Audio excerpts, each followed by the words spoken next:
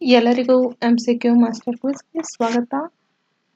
ಇಂದಿನ ಮೊದಲನೇ ಪ್ರಶ್ನೆ,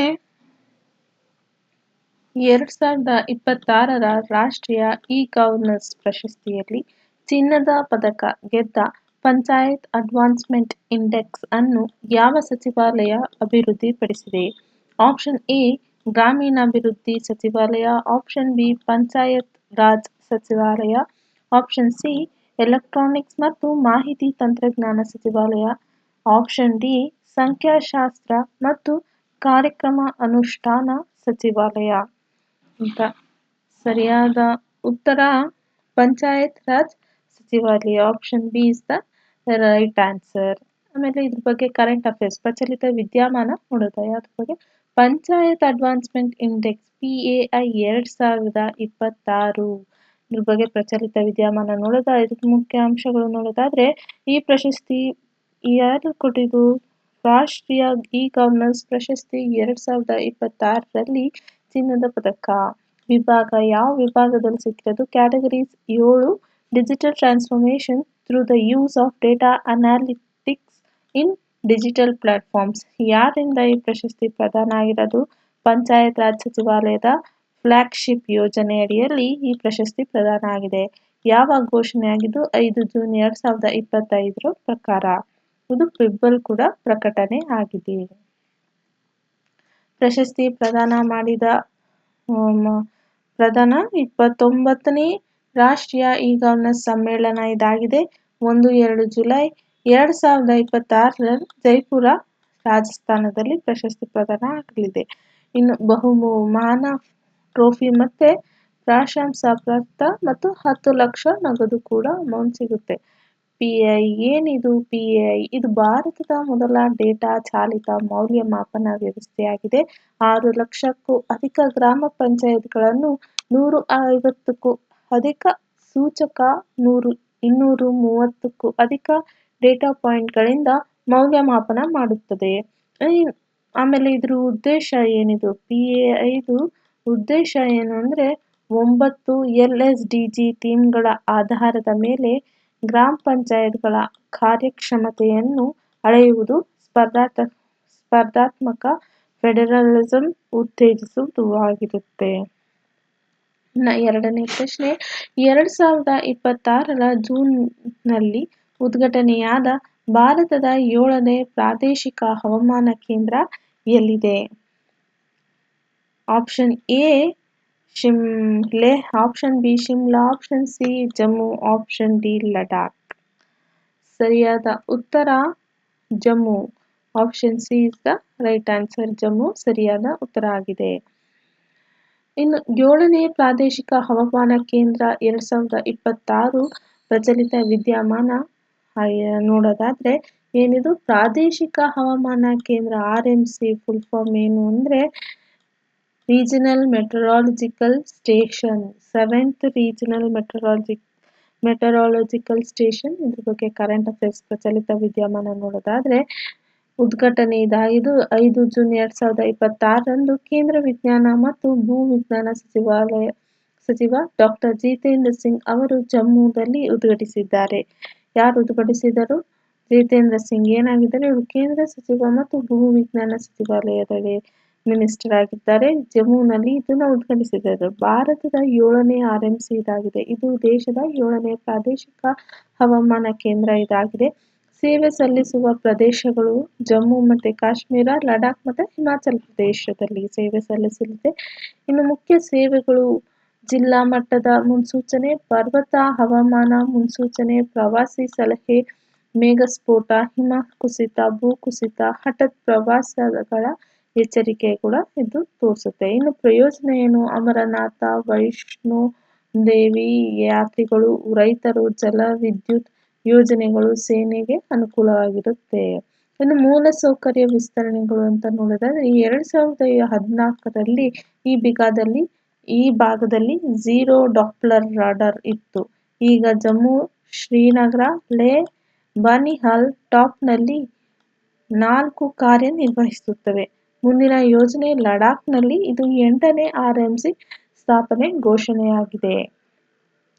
ಮುಂದಿನ ಪ್ರಶ್ನೆ 2026ರಲ್ಲಿ ಕೇರಳ ಬಿಡುಗಡೆ ಮಾಡಿದ ಹವಾಕ್ ವ್ಯವಸ್ಥೆ ಯಾವುದಕ್ಕೆ ಸಂಬಂಧಿಸಿದೆ? ಆಪ್ಷನ್ ಎ ಸೈಬರ್ ಅಪರಾಧ ತಡೆಗಟ್ಟುವಿಕೆ, ಆಪ್ಷನ್ ಬಿ ವನ್ಯಜೀವಿ ಅಪರಾಧಗಳ ಡಿಜಿಟಲ್ ನಿರ್ವಹಣೆ, ಆಪ್ಷನ್ ಸಿ ಮೀನುಗಾರಿಕೆ ಮೇಲ್ವಿಚಾರಣೆ, ಆಪ್ಷನ್ ಡಿ ಪ್ರವಾಹ ಎಚ್ಚರಿಕೆ ವ್ಯವಸ್ಥೆ ಇದಾಗಿದೆ.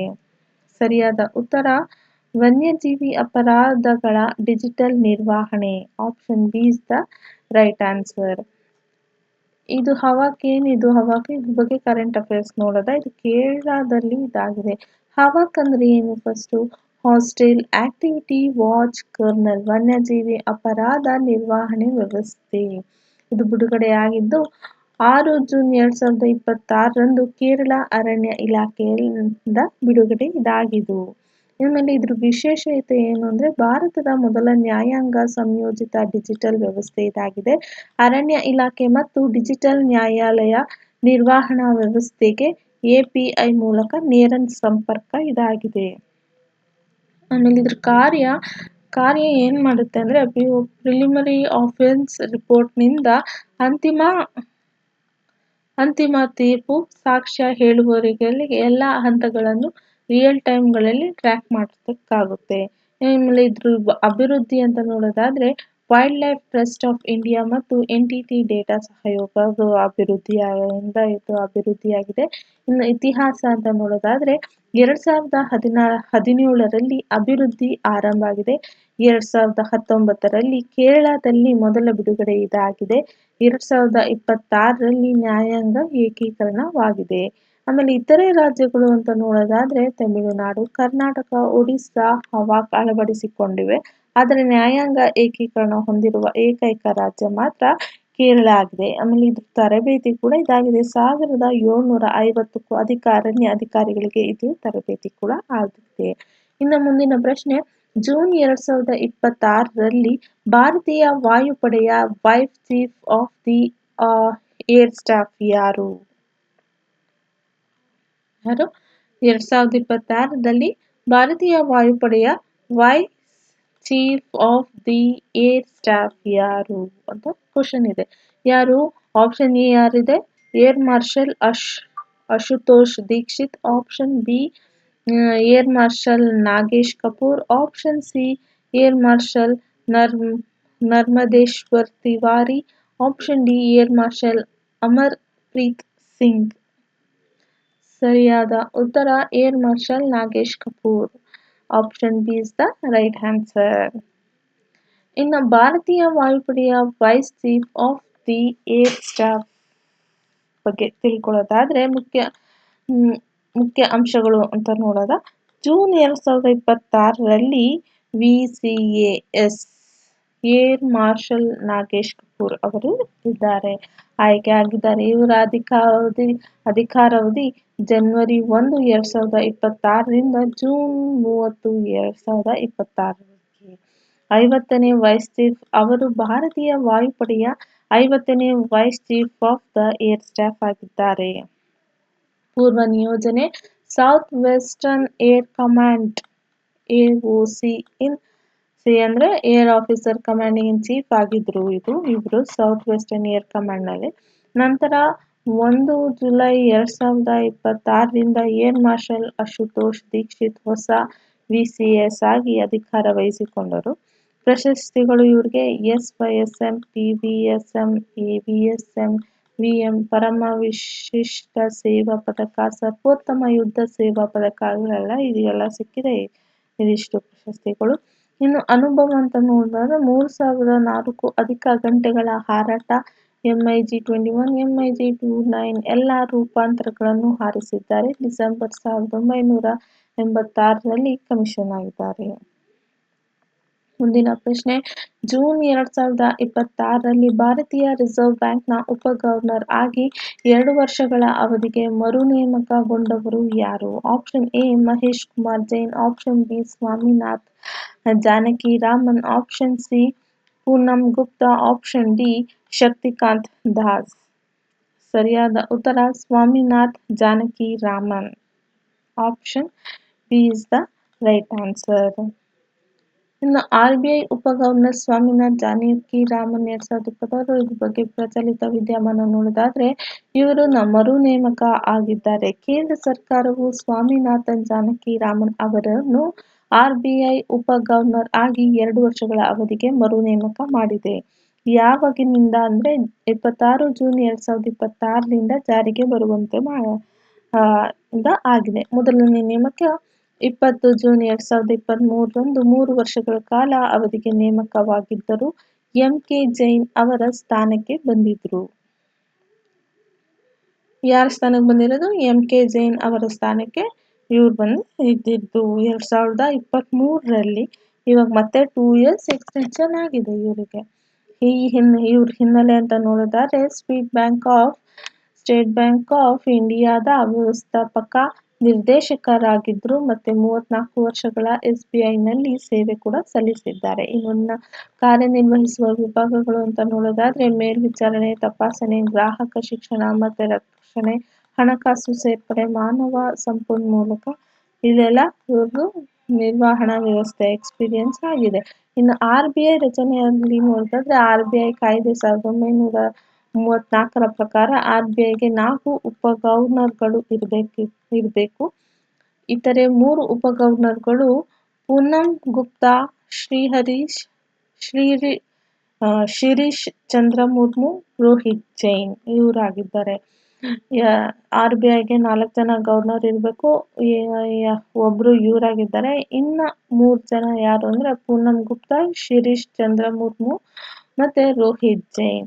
ಇದು ಯಾವ ಆಕ್ಟ್ ಪ್ರಕಾರ ಅಂದ್ರೆ RBI ಆಕ್ಟ್ 1934 ಪ್ರಕಾರ 4 ಜನ ಗವರ್ನರ್ RBIಗೆ 4 ಜನ ಗವರ್ನರ್ ಆಯ್ಕೆ ಆಗಿರಬೇಕು. ಯಾರು ಅಂದ್ರೆ ಇವರಿಷ್ಟು ಜನ.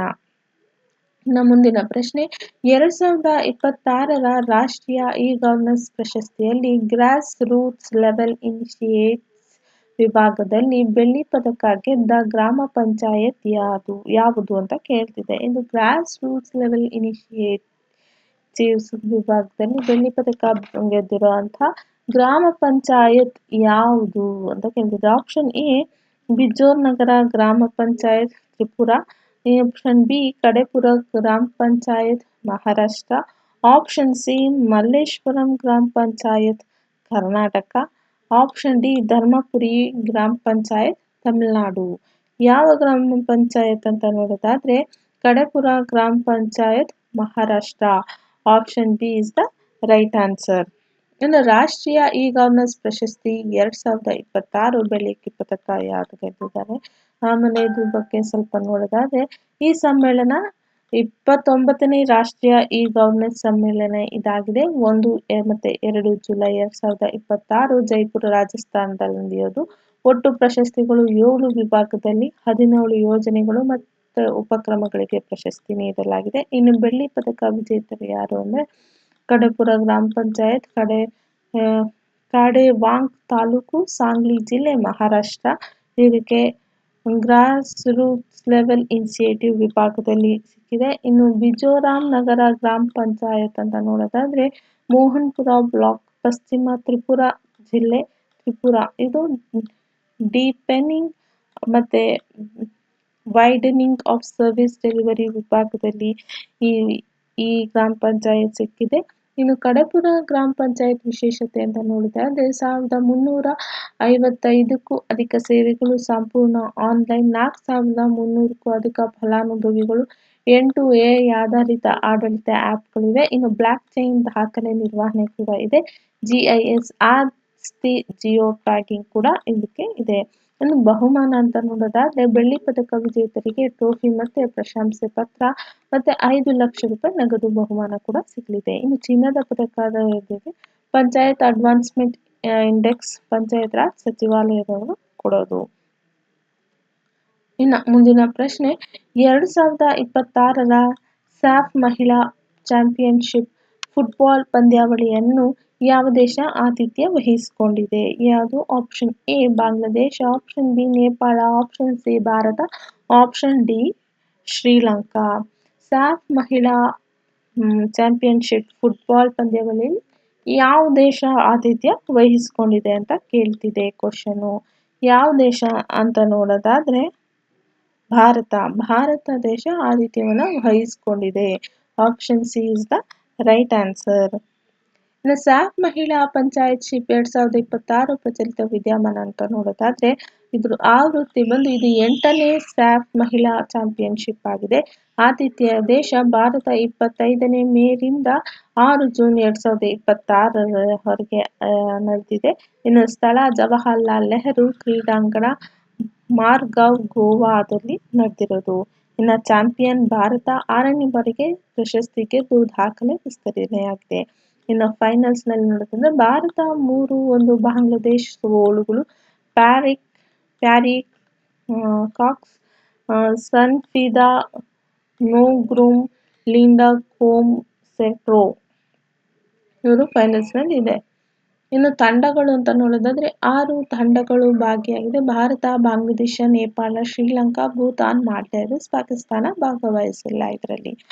ಇನ್ನು ಭಾರತದ ಸಾಧನೆ ನೋಡೋದಾದ್ರೆ 4 ಪಂದ್ಯಗಳಲ್ಲಿ 4 ಗೆಲುವು, 18 ಗೋಲು ಗಳಿಸಿ ಕೇವಲ 1 ಗೋಲು ಬಿಟ್ಟುಕೊಟ್ಟಿತು. ಪ್ರಶಸ್ತಿಗಳು: ಅತ್ಯುತ್ತಮ ಆಟಗಾರ್ತಿ ಯಾರಿಗೆ? ಸನ್ನಿಫೆದಾ ನೋಗ್ರೂಮ್. ಅತ್ಯುತ್ತಮ ಗೋಲ್ ಕೀಪರ್ ಯಾರು ಅಂದ್ರೆ ಪೆಂತೋಯಿ ಚಾನು ಯಲಾಂಗ್ ಬಾಮ್. ಆಮೇಲೆ ಟಾಪ್ ಸ್ಕೋರರ್ ಅವೇಕಾ ಸಿಂಗ್, 4 ಗೋಲ್ಗಳ ಟಾಪ್ ಸ್ಕೋರರ್ ಪ್ರಶಸ್ತಿಗಳನ್ನ ಗೆದ್ದಿದ್ದಾರೆ. ಯಾರು?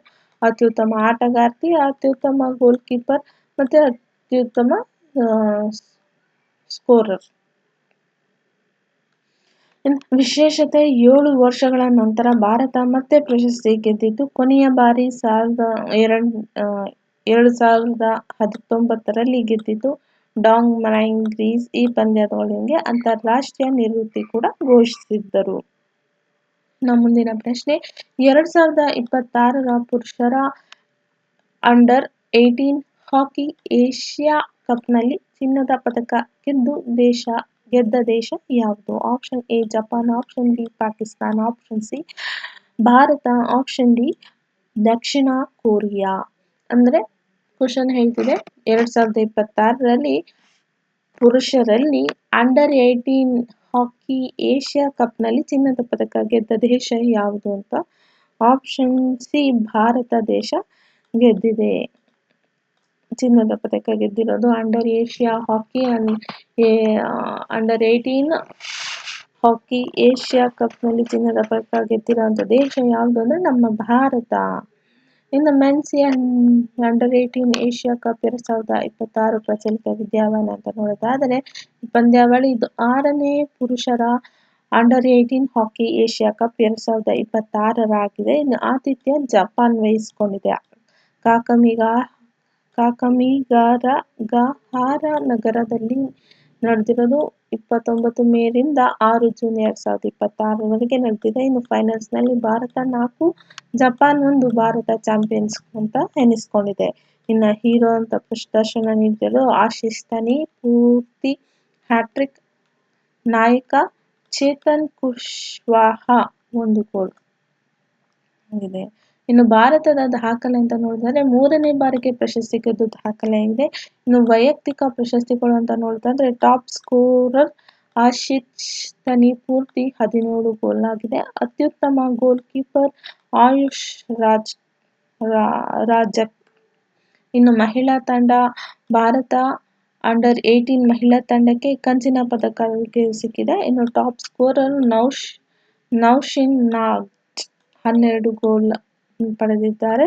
ಇನ್ನು ಬಹುಮಾನ ಇದಕ್ಕೆ ಹಾಕಿ ಇಂಡಿಯಾ ಪುರುಷರ ತಂಡದ ಪ್ರತಿ ಆಟಗಾರನಿಗೆ 3 ಲಕ್ಷ, ಸಿಬ್ಬಂದಿಗೆ 1.5 ಲಕ್ಷ ಸಿಕ್ಕಿದೆ.